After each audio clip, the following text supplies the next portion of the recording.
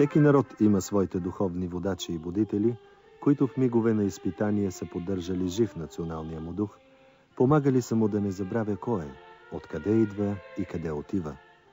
Малко са обаче онези народи, които в своя календар имат ден за почет към тези велики личности. Ние, българите, сме едни от тях. Отблизо век 1 ноември е датата, на която си припомняме за своите народни будители. Имаме го този празник дали защото отдавна българинът изпитва преклонение към училището и просветата, или защото драматичната ни история често е давала повод да се нуждаем силно от люде, които да пазят духа ни и да ни водят по пътя на националното оцеляване и спасение. Датата 1 ноември не случайно е свързана с почитта към народните будители. До въвеждането на Григорианския календар на този ден е честван един от най-големите български светци, небесният покровител на народа ни, свети Иван Рилски чудотворец. Вдъхновителите на празника съзнавали, че най-великият народен будител е самият отшелник, почитан като духовен баща на българите. Делата на свети Иван и вярата в неговата чудотворна закрила са онзи лъч надежда, който поддържаше народния дух в най-страшните дни на изпитание. Неговият празник по стар стил стана Ден на народните будители, защото именно православната вяра, пазена и разпространявана от хиляди книжовници и духовници, запази от обезличаване българският народ. Именно от духовното просвещение на народа ни се зароди и национално-освободителното движение по българските земи. Хиляди народни будители, кой с кръста, кой с перото, кой с сабята, подготвяха българина за голямото изпитание – свободата и независимостта.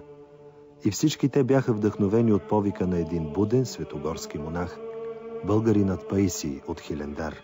О, неразумни и юроде! Поради що се срамиш да се наречеш българин и не четеш и не говориш на своя език, или българите не са имали царство и държава?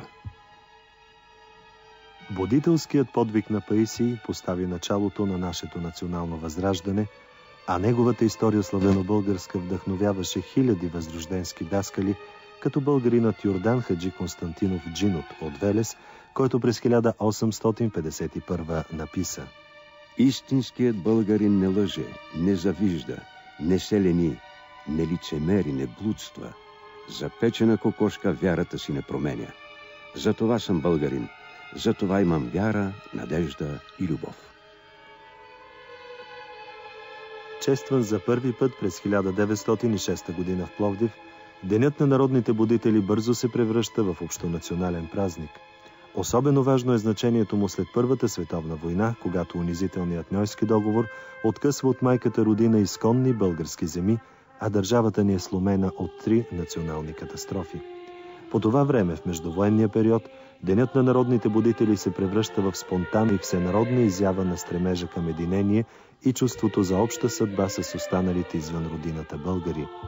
В този период имената на народните будители от Възраждането, които са се борили за териториалното обединяване на цялата нация, са били символ на българския национален идеал – единна и целокупна България.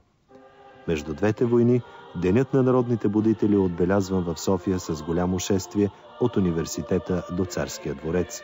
Начело, редом с духовниците и книжовниците, вървели останалите живи опълченци и участниците от 3 войни – Балканска, Междусъюзническа и Първа световна. Тези герои превърнаха в смисъл на своя живот думите на един от най-самоотвержените будители на нацията ни – Дякона Левски. И ние сме хора. И искаме да живеем човешки, да бъдем свободни с пълна свобода в земята ни, там, дето живее българинът, в България, Тракия и Македония.